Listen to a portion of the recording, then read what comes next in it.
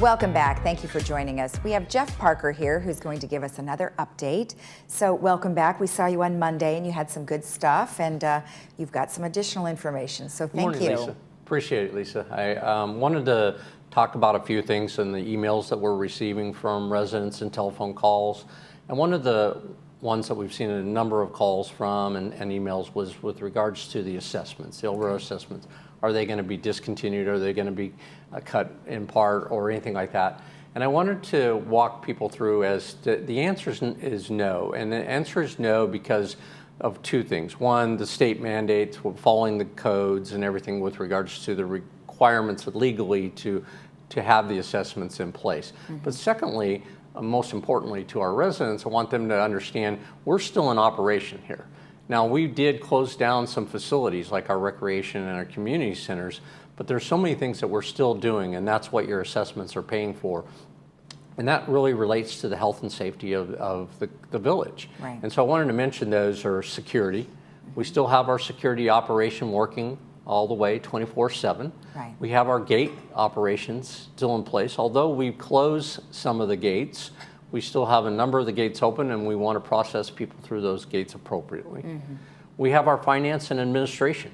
We're still paying bills. We're still issuing payroll, and our administration that's managing the total operations, such as my department, is still in full activity. Although a number of our employees are being able to stay at home and work through our computer system, it's still a full operation in place with regards to those activities. Right. Then resident services, still very, very active, and we're taking phone calls, although we're not open to the public coming in. Mm-hmm. All of our staff is working telephonically to answer calls and get those processed. Great. We're also running our buses still, and our buses operation is still in full bore. Although we did cut the evening activity with Lyft at this point in time, we're still running the buses, and I have an update on that too that I'll present. Okay. And then social services. Right. One of the most important ones. In fact, we've expanded that operation from 8 to 8, and we're looking at potentially expanding it over the weekends also. Okay. So that, and then in our maintenance and construction, we're still doing moisture intrusion issues, plumbing, electrician, as long as they are emergency or essential activities. Right. We are doing that. So we're in full operation, in fact. We're very, very, we've limited some activities, but that's why your assessments will still be needed to be collected so that we can maintain. Right. The other thing that we're doing, which is important in context with that, is we've actually stepped up our operation in a couple areas, like maintaining the quality of health in our facilities. So we're doing deep cleanings in a number of our facilities. We've increased the cleaning in our laundry facilities twofold. Okay. So we're in there doing more. And so that's additional costs that we didn't have before. So another reason why the assessments need to keep moving forward. And we were going to send a letter out to all our residents informing them of that. Okay. That letter will go out today. We'll be doing that by hard copy and by email.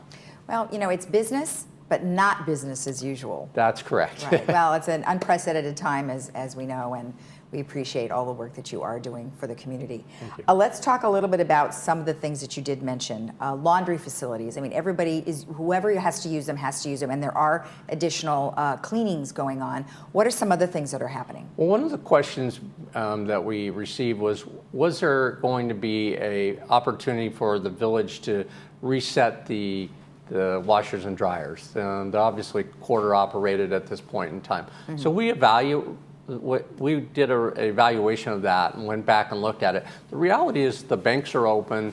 People can get their quarters. People can still go out.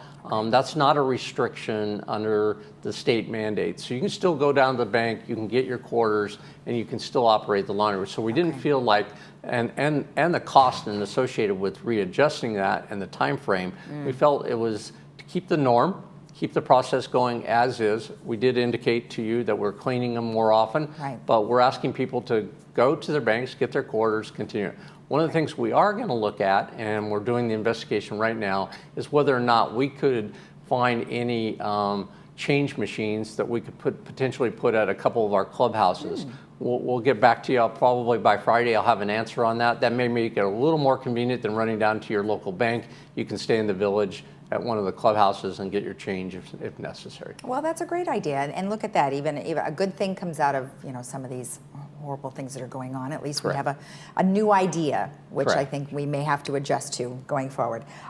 Social services. So I know they have expanded hours, and they are operational. You said via phone. So what do we need to know about them? Right. I think the most important thing is if somebody needs assistance or is in need, please call that number. And that number is 597-4267. 597-4267. And our staff some of them are working here, but most of them are working telephonically, are taking those calls in, working with like the foundation and all these great groups, Thrive, that we have in the community to make sure that we can assist people who have that need, or we can help them out in any way during this crisis. And they're still working with their external resources too, food banks and things like that, correct? Exactly, and they have a great list, and if you call them and tell them what your need is or how we can assist them, and it may be just to talk in some cases, but if there is actual physical need that they have, then we can assist them with that. Okay, perfect. Transportation, so we actually announced it yesterday that you have extended the hours mostly in the AM to accommodate the grocery store openings. Right. Since Stater Brothers was gracious enough to open up earlier in the morning just for seniors, they have an extra time frame in the morning before 8 o'clock when they normally open. We decided that was when our operation just started at 8 o'clock, so it wasn't helping anybody get over there early. Okay. So we went back to Lyft and asked Lyft to extend their hours from what was 8 to 9 from 7 to 9. And they've agreed to do that. Okay. So that's operational now. And so anybody that wants to get over to the grocery store a little bit early and meet those time frames that Stater Brothers has set up, it's great. It'll give them the opportunity to do that. Wonderful. Excellent, excellent. And then starting in April, you guys are going to start doing virtual meetings. How is that going to work? Well, our computer system and Chuck Holland, who's great at IT, has been working to get a program like GoToMeetings and that type of thing. And so we'll be able to do virtual meetings. Our first virtual meeting is set up for April 7th. That's GRF. That'll be the first one. We're working with all of the board members to understand how to log into that. We'll have an email set up so people out there, the residents, can email their questions ahead of time. Okay. And we'll get that agenda out so they can see the agenda, know what's on there, and they can submit their questions via email, and then we will provide those questions to the board as they move through the virtual meeting. Okay. Definitely different, and then as we move forward closer to April, we'll instruct the viewers how to do something like Great that and idea. be able to follow up. All right, well, thank you. Anything else? Well, I think, again, to the residents out there, stay safe. You've seen more and more responsibility and requirements from all the agencies around here to stay in place. You still have some flexibility, obviously, to get out to critical needs and marketing and banking and that type of activity. But we're seeing more and more success from, I think, the perspective is if you stay separated, that distancing thing is really important. So we want to encourage our residents to stay home and be safe. Exactly. All right. Well, thank you. You're welcome. And remember, if you have a need and you would like to call social services, you can call them at 949-597-4267. That way you can give them a call, and like Jeff said, you can reach out just to say hello if you needed to have a chat with somebody. We'll be right back.